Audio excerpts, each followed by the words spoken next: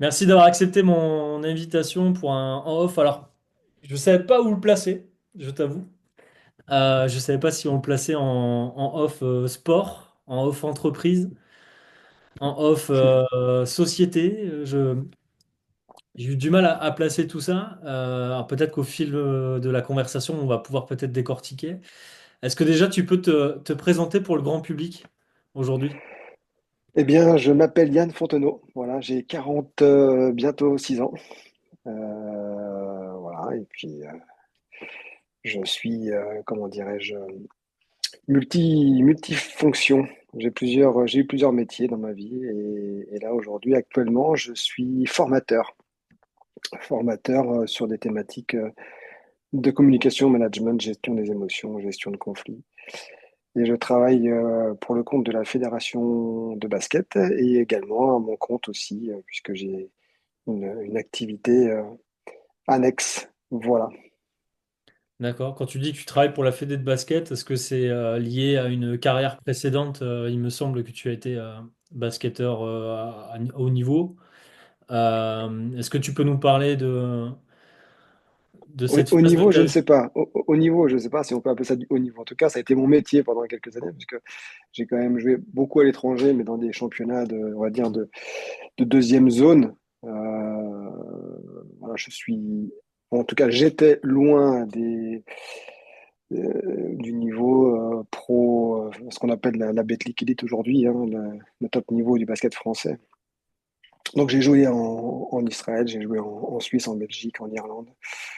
J'ai fait un passage aux États-Unis aussi quand j'étais gamin. Euh, à l'âge de 16 ans, je suis parti un an vivre aux États-Unis.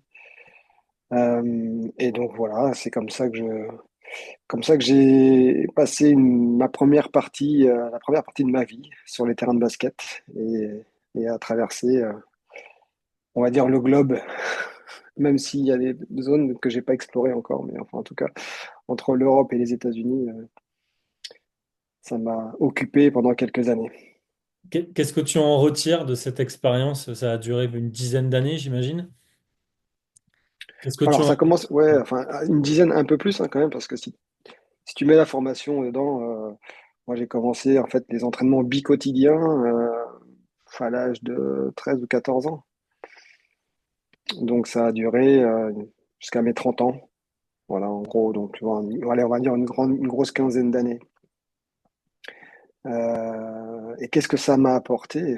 Ah là là, ça m'a apporté, bon, déjà, de de pouvoir découvrir du pays, ça c'est la première chose, hein, donc rencontrer plein de cultures et se rendre compte aussi à quel point on a de la chance de vivre en France. Et parfois, on a tendance, enfin, quand je dis on, les gens que je côtoie, Le commun, le commun a ouais, tendance à voilà, oublier. parfois on se plaint beaucoup, c'est très français. Et c'est très intéressant aussi de voir quelle est l'image qu'on a à l'étranger. Et c'est pas toujours très reluisant. Oui, oui, c'est bien, c'est clair. Voilà, donc ça m'a apporté une ouverture d'esprit, je pense, par rapport aux différentes cultures que j'ai pu rencontrer. Ça m'a apporté évidemment les valeurs que peuvent véhiculer le sport, de la détermination, l'engagement, le dépassement de soi, voilà, qui sont des valeurs qui m'ont suivi et qui me suivent encore aujourd'hui, hein, qui font partie de moi. La résilience, ça, je pense que c'est une habileté mentale qui caractérise les sportifs, la résilience. Et c'est quelque chose, voilà, qui aussi est très présent dans ma vie. Et puis qu'est-ce que ça m'a apporté? Eh ben, de vivre de ma passion quand même, et de pas avoir la sensation d'aller travailler, même si c'était pas tous les jours confortable, il faut l'avouer. Mais en tout cas, ça m'a quand même permis voilà, de vivre de mon sport, de mon métier, de ma passion. Quand tu dis sportif, alors pas à haut niveau comme peut-être les gens peuvent l'entendre, mais mine de rien, j'imagine que tu avais le quotidien d'un sportif pro. Est-ce que tu peux peut-être nous décrire un peu pour le grand public ce qu'est une semaine type d'un sportif de haut niveau? Ouais, alors, la semaine type, bon, déjà, ça dépend des disciplines, mais en tout cas, je peux raconter ce que moi j'ai vécu en tant que basketteur. Bon, la semaine type, quand tu joues une fois par semaine, parce qu'il y a des championnats, enfin, il y a des équipes dans lesquelles tu joues la Coupe d'Europe, et donc là, auquel cas, il y a plusieurs matchs par semaine, mais bon, la semaine commence le lundi, hein, parce que la plupart du temps, en tout cas à l'époque, les matchs étaient le samedi. C'est vrai qu'aujourd'hui, il y en a en semaine et il y en a le vendredi soir, mais à l'époque, c'était le samedi soir. Donc voilà, la semaine commence le lundi. Et en général, le rythme, à l'époque, c'était 2 entraînements par jour. Aujourd'hui, on n'y est plus trop. On a intégré la préparation physique et on a beaucoup évolué à cet endroit-là depuis une quinzaine, une vingtaine d'années. Donc, c'était entraînement le matin, muscu ou entraînement collectif en fonction des. C'était de toute façon très différent en fonction des entraîneurs, hein. Mais globalement, voilà, une semaine type, c'est tu t'entraînes 2 fois par jour.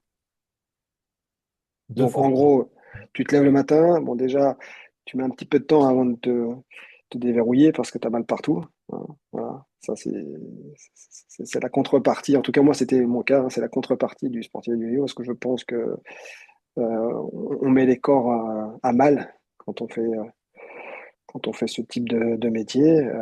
Et donc, il n'y a pas un jour, je pense, où tu te lèves où tu as pas mal à un endroit, quoi. Voilà. Donc, ça change. Mais, mais voilà. Donc, voilà.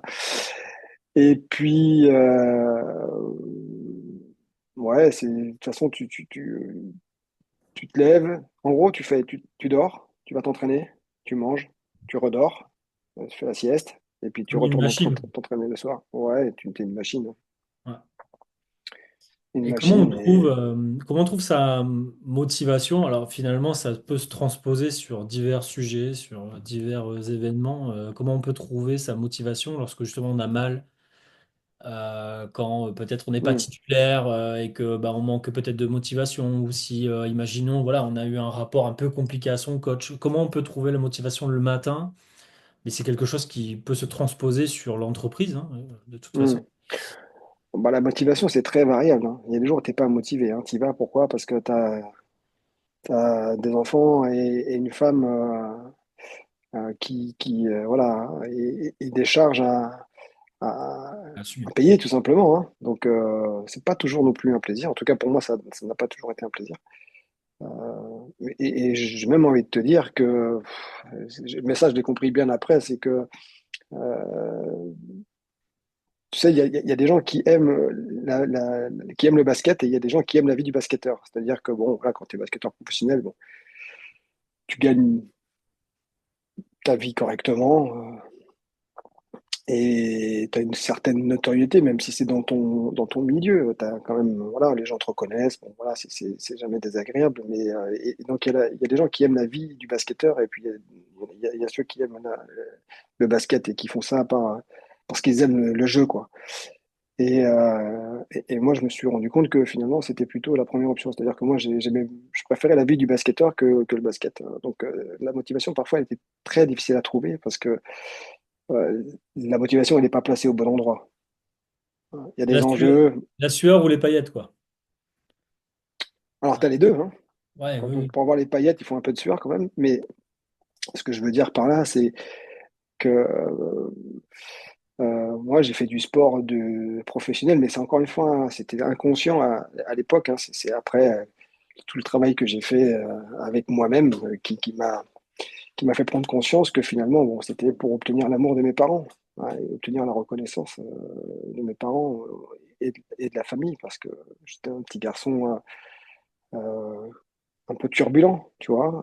Moi, j'ai perdu mon père quand j'avais 5 ans et bon, ma mère a fait ce qu'elle a pu, mais bon, j'avais beaucoup d'énergie déjà, donc voilà, un petit peu de caractère aussi, donc ce qui fait que euh, j'étais pas toujours très apprécié en tant qu'enfant, tu vois, de par mon énergie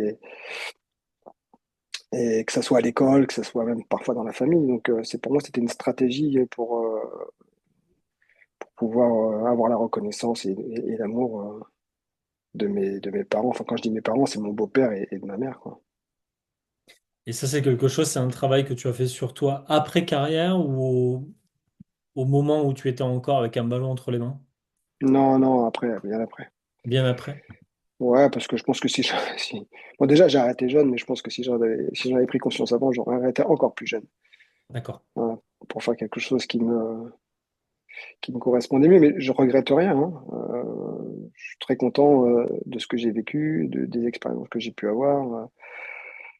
C'est simplement après coup, j'ai mieux compris aussi. Tout à l'heure, tu parlais de motivation, ce qui faisait que c'était de l'autodétermination, une autodétermination qui était très très forte, mais qui n'était pas, je pense, placée au bon endroit. Tu vois. Comment on trouve un rebond après ça? Parce que si j'analyse ce que tu viens de dire, en gros, tu as fait du basket à bon gros niveau, un peu par défaut, du coup. Quel est le rebond derrière pour se trouver, pour se retrouver et trouver sa voie, trouver son pourquoi? Oh, ça a été je l'ai pas trouvé tout de suite, hein, sincèrement, hein. Là, aujourd'hui, je pense que je suis aligné et que je suis vraiment satisfait de ce que je fais. Et je pense que là, je suis, en tout cas, pour l'instant, parce que ça peut changer, évidemment, ça peut évoluer avec le temps. Euh, ce qui est marrant, enfin, ce qui est marrant, ce qui est curieux dans la vie, c'est les chemins qui t'amènent finalement à trouver ce pourquoi. Donc, j'ai commencé par jouer, et puis, bah, tu sais, quand tu commences à 15 ans, et puis que tu commences à espérer pouvoir jouer en pro, à un moment donné, faut que tu fasses un choix. Aujourd'hui, c'est moins vrai, mais il y a 20 ans, quand je dis 20, c'est 25 même, je peux t'assurer que l'école, tout le monde s'en foutait, quoi. Enfin, je veux dire, les clubs, ils s'en foutaient complètement. Ils n'étaient pas là pour t'éduquer, quoi, entre guillemets, hein. Ils étaient là ils étaient là pour sortir des joueurs professionnels et basta, quoi. Donc, si tu étais bon à l'école, bon, bah, tant mieux, mais si tu n'étais pas bon, c'était pas très grave. Et puis surtout, quand tu arrives au bac, on ne pose pas la question de savoir si tu veux faire des études supérieures parce que tu n'as pas la place de le faire. Donc, moi, quand j'ai choisi la voie du sport professionnel, après mon bac, j'ai rien fait, quoi. Donc, j'ai joué. Voilà. Et puis bah, tu arrives à 30 ans, et puis à 30 ans, tu te dis, bon, bah, ça va bientôt s'arrêter, cette histoire-là. Je fais quoi? Et bon, et en toute transparence, j'ai jamais été un foudre de guerre à l'école, tu vois. Je faisais ce qu'il fallait pour passer. En fait, je crois que j'ai passé ma carrière scolaire à avoir 10,5, 11 de moyenne, tu vois. À chaque fois, Bienvenue au club. à chaque fois, les profs, ils me disaient, bon, ouais, toi, l'année prochaine, tu vas redoubler parce que tu vas jamais y arriver. Et puis, bon, ouais, je faisais juste ce qu'il fallait pour pouvoir m'en sortir. Et donc, j'ai fini par avoir mon bac, mais j'étais pas du tout attiré par les études. Et puis, bah, naturellement, quand à 30 ans, la reconversion a pointé le bout de son nez, je me suis dit, bon, bah, de toute façon, tu sais rien faire d'autre que du basket. Donc finalement, bah, je vais faire quoi? Bah, je vais entraîner. Hein. C'est pas une vocation en soi, c'est un choix par défaut, quoi. Comme il existe parfois dans des carrières de sportifs professionnels qui se disent, bah, finalement, ouais, à l'école, j'étais pas non plus super doué. Bon, ça fait 15 ans que je fais du basket. Qu'est-ce que je sais faire d'autre? Et donc, bah, j'ai passé mes diplômes d'entraîneur que j'ai réussi, et puis j'ai commencé à entraîner. Et puis, j'ai beaucoup souffert quand j'étais joueur du management de mes différents entraîneurs. Alors, pas tous, mais quand même la grande majorité. Et donc, quand je suis passé du côté de l'entraînement, je me suis dit, écoute, tu as eu des formidables exemples de ce que tu ne voulais surtout pas devenir en tant qu'entraîneur. Et donc maintenant, à toi de réinventer quelque part une manière différente d'entraîner, avec un peu plus d'humanité, avec un peu plus de relations humaines voilà, dans le fonctionnement avec les joueurs. Et donc, bah, j'ai commencé à m'intéresser un petit peu à... J'ai commencé par m'intéresser au profil des personnalités. Voilà, comme ça, au détour d'une discussion avec quelqu'un et qui me parle de ça, et ça m'intrigue, et ça me parle, ça me plaît, et donc je commence à m'intéresser à ça. Et puis, j'ai commencé à me former, et puis c'est comme ça qu'en fait, j'ai mis le doigt dans l'engrenage des formations. Et ça s'est accéléré au moment où j'ai pris conscience que bah, finalement, même avec la plus grande volonté du monde de faire différemment, eh ben, parfois j'étais rattrapé par la patrouille, c'est-à-dire que je devenais l'entraîneur que je ne voulais surtout pas devenir. Parce que ben voilà, hein, les joueurs ne sont que des révélateurs, des déclencheurs, donc ils viennent appuyer sur des plaies qui sont encore bien ouvertes, tu sais, et Et puis, ben, ouais, c'est douloureux, alors tu réagis, tu sais, avec ton cerveau reptilien. Donc, soit tu combats, soit tu fuis. Et moi, c'était plutôt le combat. Donc finalement, je devenais l'entraîneur petit à petit que j'avais surtout pas envie de devenir. Donc, c'est ce qui m'a poussé à aller encore un peu loin dans mes formations. Et donc de sortir finalement quasi totalement du terrain, puisqu'aujourd'hui tu es sur le pôle FFBB dans les bureaux à la formation, de ce que j'en sais, mais t'es plus vraiment sur les terrains. Non, je n'ai plus le temps d'être sur le terrain. Et puis aujourd'hui, ouais, j'ai pris mon bâton de pèlerin, entre guillemets, même si évidemment c'est une volonté aussi de la fédération que de transformer un peu l'approche managériale dans le milieu du sport et notamment dans le milieu du basket, puisque on l'a vu avec les Jeux Olympiques, aujourd'hui la santé mentale des athlètes, elle est au cœur de la performance et donc ça commence aussi par la formation des entraîneurs Bien sûr. et, euh, et par un mode de management différent, puisque dans le sport, on a quand même tendance parfois à utiliser des techniques qui, dans le monde de l'entreprise, tu vois, valeraient des plaintes pour harcèlement quand Oui, même, tu elle vois. sera à la limite du harcèlement moral. Ah ouais. Mais parce que le sport a, on va dire, a très longtemps fonctionné comme ça, hein. On Et pouvait dire à des athlètes ce qu'on pourrait pas dire dans le milieu de l'entreprise, hein. Parce que de toute après, façon, un athlète, il y avait une espèce de sélection naturelle, hein. S'il n'est pas capable d'encaisser ça mentalement, il n'est pas capable d'aller vers le haut niveau. Ce qui est une hérésie. Mais bon, des croyances, tu sais, des croyances, des fois. je ne sais pas si le monde de l'entreprise d'il y a une vingtaine d'années ne ressemblait pas finalement aussi à ça. Moi, je le vois pour être dans le milieu privé et dans le commerce depuis quasi 20 ans maintenant. Euh, le mode de fonctionnement d'une structure aujourd'hui est complètement différent de ce que j'ai connu il y a 15 ou 20 ans, où seule la performance euh, valait quelque chose, si tu veux. Hmm. Les gens ne voyaient de l'investissement chez toi qu'à partir du moment où tu rapportais du chiffre d'affaires. Euh, alors, Ouais, ça l'est certainement encore un peu, mais je trouve que les deux domaines sont plutôt cousins, je trouve, le sport et le monde de l'entreprise. Et l'évolution que tu es en train de vivre dans le monde du sport et plus particulièrement le basket aujourd'hui, on peut aussi le retrouver dans le monde de l'entreprise, quoi. L'évolution du management positif, on va vers ça, enfin, ou du moins, il y a certaines personnes qui veulent aller vers ça. Alors, c'est pas encore trop suffisamment marqué aujourd'hui, mais en tout cas, on s'en rapproche, quoi. ouais, ouais, bien sûr, ça évolue, hein. Et je pense qu'il y a encore beaucoup à faire Bien sûr. pour gagner en qualité de vie au travail. Et là où je te rejoins, c'est qu'effectivement, il y a quelques années, on considérait les employés d'une entreprise ou des joueurs d'une équipe comme des objets de production. Donc, si tu produis, bah, voilà, on est gentil avec toi. Si tu produis plus, eh ben, on est plus gentil avec toi, quoi. Et bon, aujourd'hui, c'est en train de changer. On considère les gens plutôt comme des êtres de contribution, qui ont envie de contribuer évidemment déjà à eux-mêmes, mais aussi à quelque chose de plus grand qu'eux, à une entreprise. Et donc remettre le développement humain, ou en tout cas l'accompagnement humain au cœur des relations, eh bien, ça permet justement de gagner en efficacité et en performance. Donc c'est là où les paradigmes sont en train d'évoluer. Donc ça, c'est plutôt positif. Donc tout ça au sein de la Fédé, aujourd'hui, j'imagine que tu veux du coup inculquer cette façon de penser positif et de faire évoluer les choses.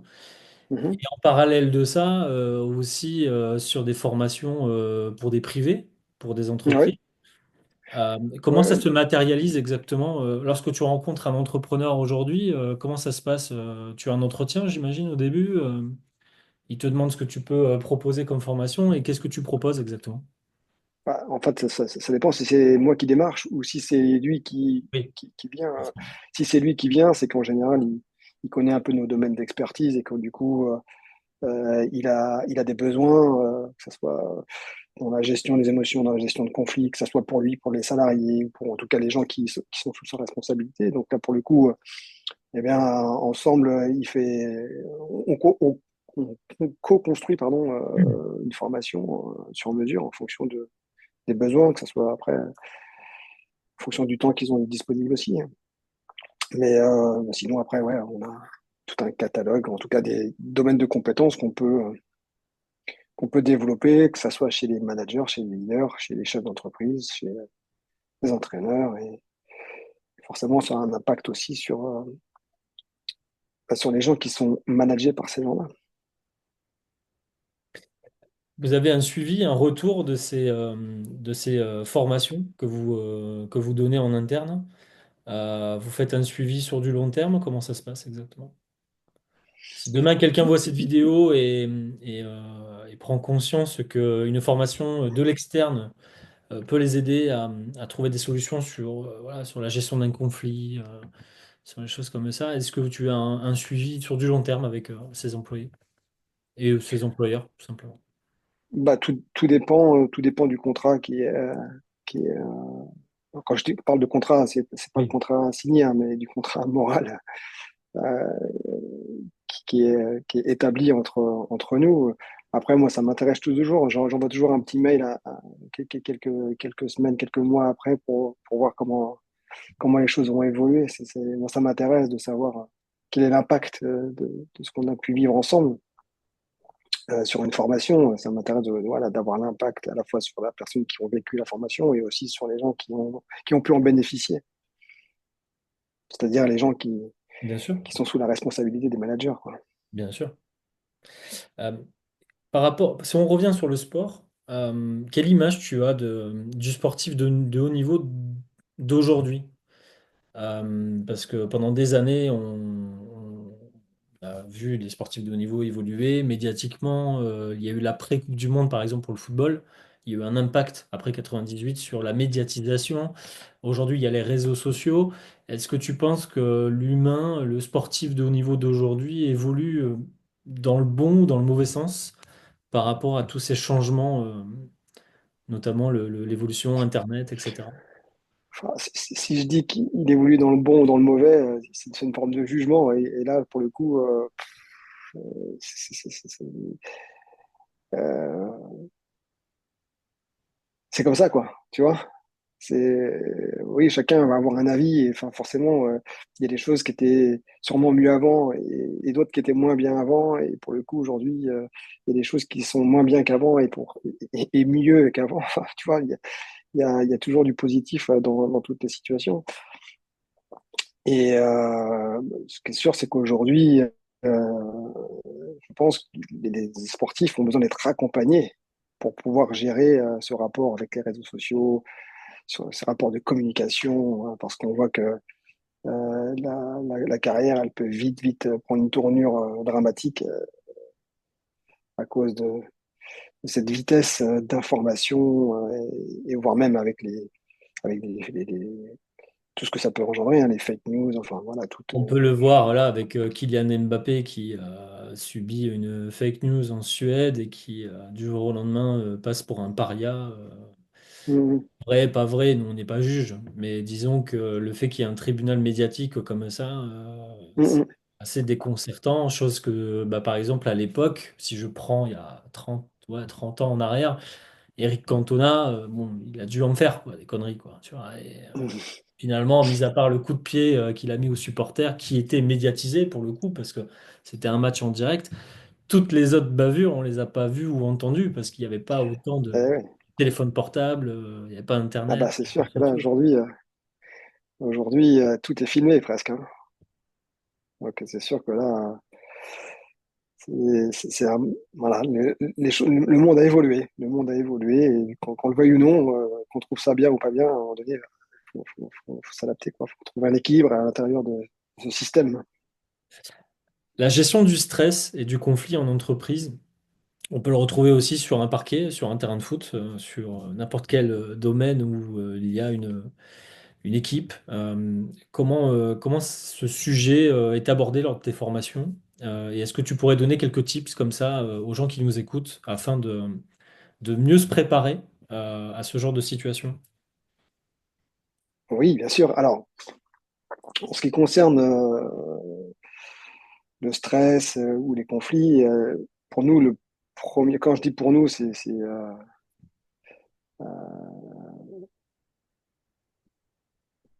pour la fédération et les gens qui m'accompagnent dans la cellule de l'accompagnement humain. C'est la gestion des émotions la clé. Et, euh, et je pense que c'est là où notre génération, nos générations, euh, parfois on s'y prend un peu comme des manches, quoi, quand il s'agit de gérer nos émotions. Parce qu'on ne nous a pas appris à faire ça. Et même si ça va en train d'évoluer, je pense que on est loin de ce qu'on pourrait mettre en place pour pouvoir justement déjà comprendre ce que sont que les émotions, comprendre le message qu'il y a derrière, puisque c'est la base de la communication efficace, c'est la base d'un management harmonieux. Enfin voilà, la gestion des émotions, c'est tout simplement comprendre comment nous fonctionnons en tant qu'être humain, quoi. Tu vois, c'est les émotions, c'est les fameux clignotants sur le tableau de bord, hein. Mm. Et, euh, et j'aime bien l'analogie que fait Thomas Donsbourg, qui est un formateur en CNV, communication non violente, et qui prend cette image-là tu sais, lorsque tu conduis, en fait, hein, lorsque tu conduis, tu es dans ta voiture, et puis à un moment donné, tu vois le voyant d'essence qui s'allume. Bon, bah, c'est pas très confortable, parce que si tu as envie de rentrer chez toi rapidement et que tu as ton voyant qui s'allume, et qu'en plus, il fait un temps comme on a aujourd'hui, avec -3 dehors, tu vois, t'as pas forcément envie de te sortir de ta voiture pour aller faire le plein d'essence. Et en même temps, bah, si tu prends pas en compte le signal et que tu mets pas une action en place pour pouvoir comment dire, ben, trouver la solution et faire éteindre le signal, et bien, à un moment donné, tu te retrouves en panne d'essence, quoi. Donc, on le fait pour la voiture, que ce soit pour l'essence, pour les freins, pour le moteur. Et pour nous, parfois, on a des difficultés à aller prendre en compte ces signaux, hein. On se dit, allez, hop, on verra ça plus tard. Oui, l'essence, bon, allez, j'ai pas le temps, là, j'irai plus tard. Ouais. Sauf que si tu fais ça, au bout d'un moment, t'as plus d'essence, quoi. Si tu fais ça avec la pression de tes pneus, au bout d'un moment, ben, tu vois, tu fais une fausse route, quoi. Tu sors de la route et tu rentres en collision avec le monde extérieur, tu vois. Et pourtant, avec les émotions qui sont des signaux, hein, et qui, normalement, doivent nous renseigner de ce qu'on doit mettre en place et des comportements qu'on doit adopter, eh bien, on n'a pas ce réflexe-là. Et c'est ce qui fait que la clé dans la gestion d'un conflit, c'est les émotions, ce sont les émotions, la gestion des émotions. Et le stress, finalement, c'est un peu la même idée, hein. C'est de gagner en discernement et surtout mettre de la conscience, tu vois, sur ce qui est en Bien train de sûr, se jouer pour moi, bien sûr. tu vois. Complètement. Complètement. Et donc voilà, après, euh, en termes de gestion de conflit, dans les dynamiques, il y a plein de choses qui sont intéressantes à comprendre. Puis un conflit, forcément, il y a une fois qu'il est présent, mais il y a aussi tout ce que tu peux faire en amont pour éviter que ça émerge. Et là, en termes de dynamique de groupe et de pilotage d'équipe, il y a de management d'équipe, il y a plein d'outils qu'on peut utiliser. Et moi, j'utilise beaucoup la théorie des organisations de Berne, voilà, qui nous donne plein de tips pour pouvoir déjà travailler en amont sur les conflits. Mais ce qu'il faut savoir, c'est que un conflit, ce qui est intéressant aussi, c'est de transformer la perception qu'on a des conflits. Un conflit, il est utile. Ah, mais bien Un évidemment. conflit, il est inévitable, même On dit dans crever l'abcès, plus familièrement, on dit crever l'abcès, c'est ouais, et d'étaler la même situation et de la résoudre. ouais, ouais. Ouais. Et même pour, enfin, c'est en fait le conflit, c'est une étape qui mène à l'autonomie. Si tu prends un enfant, par exemple, un Mm. enfant, bon, au départ, il est dépendant, donc il a un niveau d'autonomie qui est à zéro, hein. Il est dépendant de ses parents parce qu'il ne peut pas faire grand-chose tout seul. Et puis, tu sais, toi, tu sais ce que c'est, hein, tes enfants, ils sont pas très vieux, donc 3, 4, 5 ans, ils commencent à dire non tout le temps, tu vois. Ils commencent, ils commencent à vouloir gagner en autonomie. Alors, pour les parents, c'est souvent une très mauvaise nouvelle parce que c'est très inconfortable. Notre autorité en tant que parent est remise en question. Bon, et donc, bah forcément, on n'a pas envie de vivre cette phase-là. Et pourtant, c'est une très bonne nouvelle parce que quand le gamin il nous dit non, en fait, il se dit oui à lui. Il a envie de gagner en autonomie. Et donc, s'il traverse pas cette phase-là, en fait, il grandit pas, quoi. Donc, une équipe, c'est pareil. Donc, en fait, un conflit, moi, c'est ce que je dis aux managers, hein. Les phases de conflit dans une équipe, c'est une très bonne nouvelle. Ça veut dire que votre équipe est en train de gagner en autonomie. Maintenant, c'est là où on a un choix à ce moment-là. Et dans l'éducation d'un enfant, c'est pareil. Soit j'opte pour l'obéissance, voilà, et donc je renvoie les gens à la dépendance. C'est-à-dire que je suis ton père, tu m'obéis, et si t'es pas content, c'est pareil. Ou je suis ton manager, je suis ton chef, donc tu fais ce que je te demande, et si t'es pas content, c'est pareil. Donc là, du coup, moi, en tant que père ou en tant que manager, j'ai la sensation que je suis valorisé parce que voilà, je fais preuve d'autorité. Et si pour un peu que j'ai des objectifs de performance, eh ben, en fait, je suis en train de me tirer une balle dans le pied, puisque la performance est liée à l'autonomie. Donc plus une équipe est autonome, plus elle est performante, plus un être humain est autonome, plus il est performant. Et quand je prends une posture de chef autoritariste et que je renvoie les gens à la dépendance, ben finalement, je les envoie à l'opposé de la performance. Tu vois. Et donc là, ben, quand tu prends conscience de ça, tu fais ah ouais, d'accord. Donc finalement, c'est pas l'obéissance qu'il faut que je choisisse, c'est plutôt la coopération, tu vois. Et après, c'est comment je peux travailler avec soit avec mes enfants, soit avec mes autres enfants, puisqu'en général, quand on manage des gens, voilà, il y a toujours ce rapport. Le Le couple leader paternel, représente toujours une maternel. figure parentale. Ouais, ouais, voilà, c'est comme ça, hein. Bah, c'est d'avoir des outils pour aller vers la coopération plus que de la soumission, tu vois. Là, tu parlais d'un auteur ou quelqu'un qui t'a inspiré. Est-ce qu'aujourd'hui, tu pourrais considérer que tu as un mentor dans cette pensée de management? Est-ce qu'il y a quelqu'un qui t'a inspiré plus qu'un autre? Et si oui, est-ce que tu peux nous décrire un petit peu le processus, voilà, ce qui t'a permis d'apprécier l'œuvre de la personne, etc. Un mentor. Alors moi, j'ai un mentor, mais qui s'appelle Nadi Deran, D'accord? qui, euh, qui est une personne que je faisais intervenir au tout début quand j'étais à la fédération sur les formations. Et c'est lui vraiment qui m'a inspiré et qui m'a même incité à me former sur différentes techniques. Et c'est quelqu'un que j'apprécie beaucoup et que je trouve toujours très cohérent, même congruent, tu vois. C'est quelqu'un qui incarne carrément ce qu'il dit et ça m'inspire beaucoup. Après, dans le monde du management, alors lui, je l'ai jamais vraiment vu œuvrer en termes de management, en tout cas avec une équipe de sport.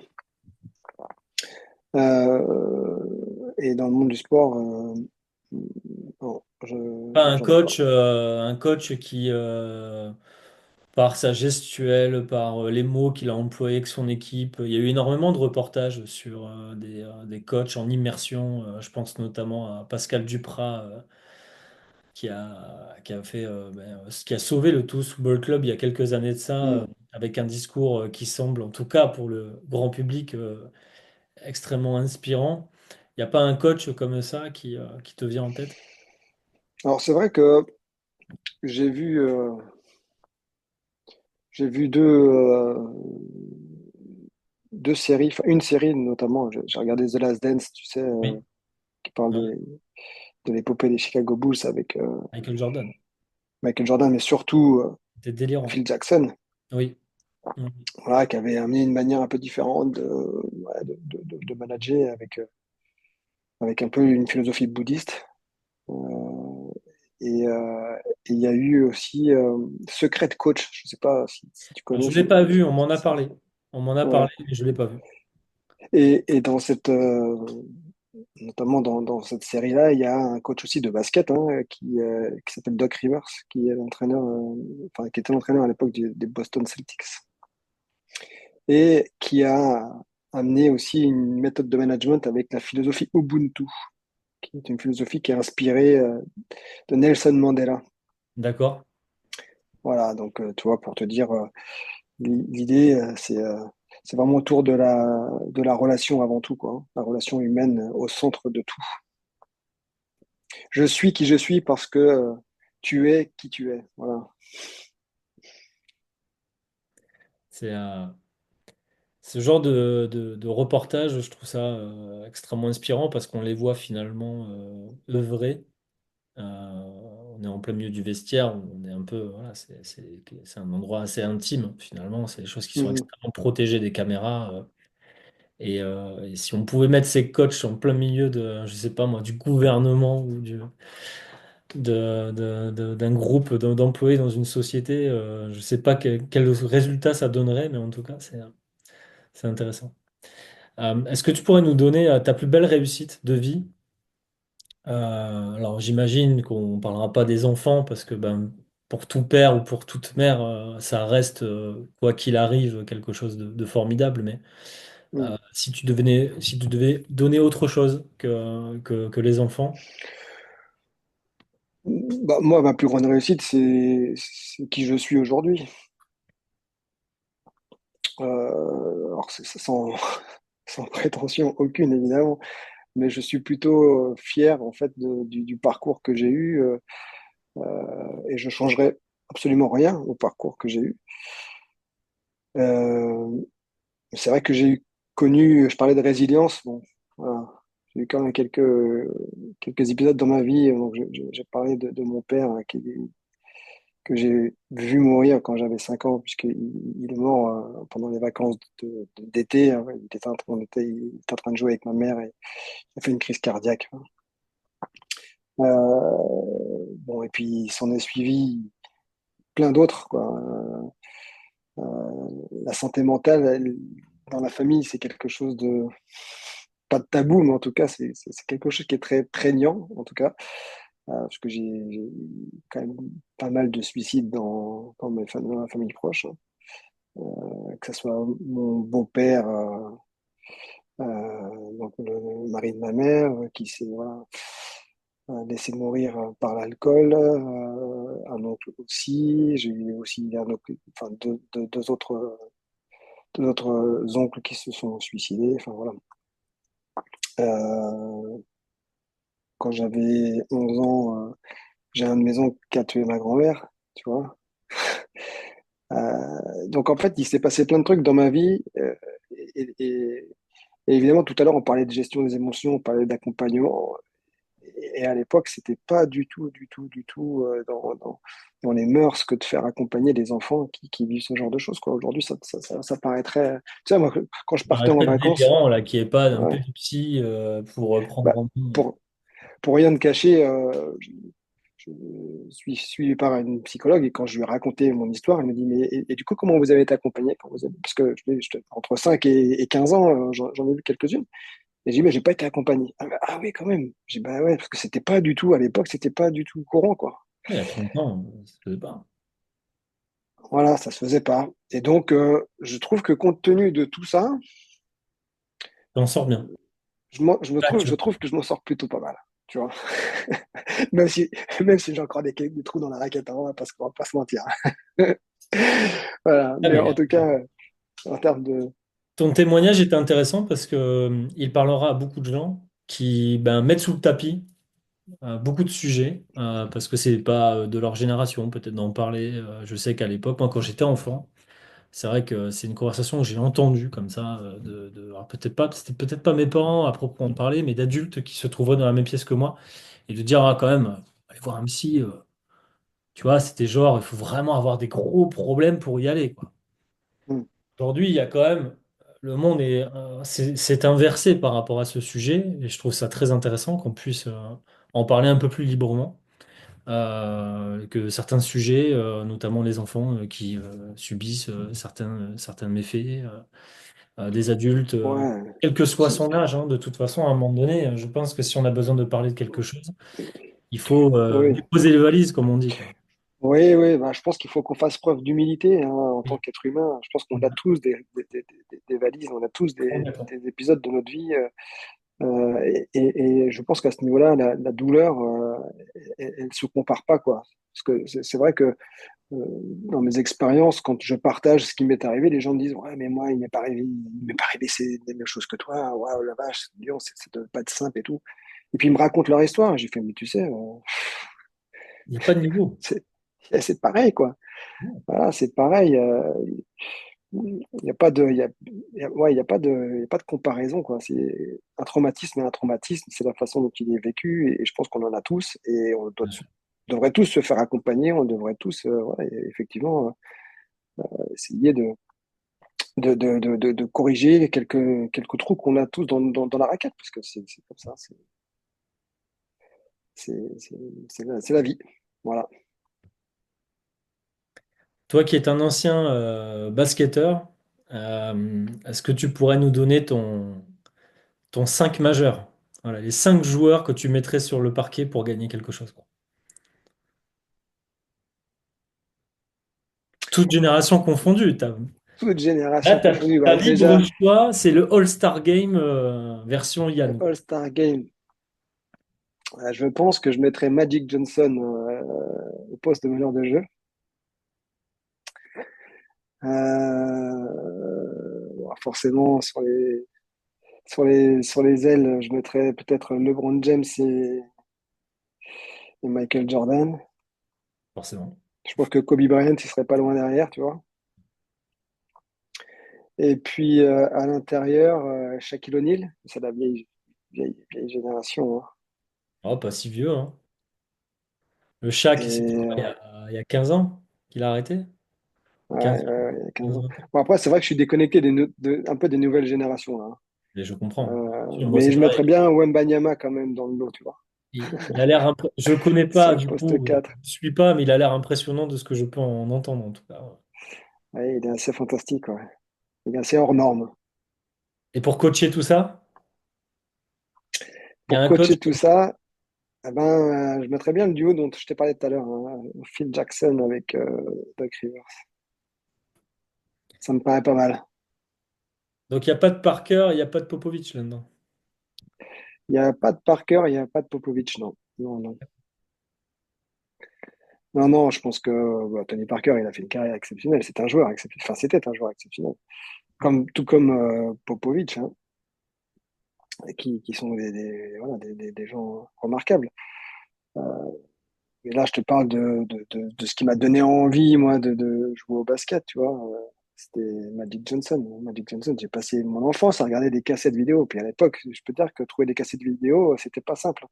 Je les faisais Cassette venir des que tu États-Unis. remontais là, tu Ouais, sais? ouais, ouais. Je les faisais Ouais. venir des États-Unis, et d'ailleurs, j'avais été obligé de. Mes parents avaient été obligés de racheter un magnétoscope qui lisait les formats américains, parce qu'à l'époque, tu avais format VHS, je crois, et puis tu en avais un autre NTS, ou je ne sais plus quoi. Enfin, bref, j'ai oublié, je raconte sûrement des conneries, mais en tout Non, non, cas, ce non, qui est sûr, mais c'est que ouais. tu pouvais pas lire les cassettes vidéo, tu pouvais pas les lire avec un magnétoscope français, quoi. Enfin, en tout cas traditionnel. Donc voilà, c'est pour ça que ça me. Mais tu sais, bon, je suis pas un grand fan de jeux vidéo, mais à une époque, mon fiston, il avait ça, et quand je me faisais des délires, tu pouvais sélectionner ton équipe. Bah, c'était à peu près ça que je mettais, tu vois. Ouais, mais Magic c'est un peu comme Johnson. sur FIFA, tu as des cartes de collection sur FUT, Mm. FIFA Ultimate Team, et tu sélectionnes en fait des joueurs, tu te fais une équipe, et ils ont sorti les cartes légendes. Donc, fut un temps, tu pouvais prendre Zinedine Zidane ou je ne sais quel joueur, il y avait Pelé, Maradona, et tu te faisais une sacrée team, quoi. Tout autre sujet, si tu devais, pour avoir une soirée réussie, tu as une table de 6, tu es le sixième, tu mets 5 personnes à table, je te demande pas ce que tu bois, je te demande avec qui tu bois pour passer une bonne soirée. Euh, Tout confondu? Ouais, ça peut être des amis, ça peut être une star avec qui tu aimerais passer une soirée parce qu'il te semble intéressant, n'importe qui. Alors, je vais commencer par les amis. Bon, la base, déjà, hein, la base, c'est la base. Donc, il y a Arnaud, un ami toulousain avec Albé. D'ailleurs, tu pourrais largement faire partie de la base, donc tu pourrais faire le quatrième. Et après, je mettrais bien bah, ma compagne, évidemment. Euh, Ouais, les enfants aussi, mais là, du coup, aussi, si, c'est pas beaucoup, hein.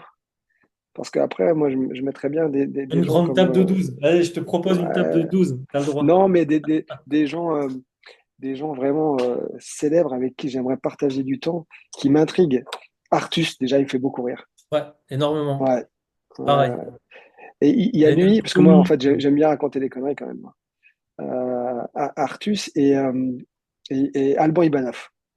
Ah, il est énorme aussi. Ivanov. Ivanov, hein. Ivanov, quoi. Et lui, Ah il a ouais. l'air énorme.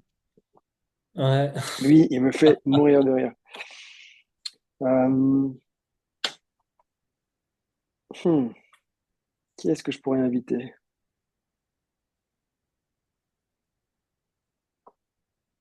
Il n'y a rien qui me vient comme ça. C'est triste.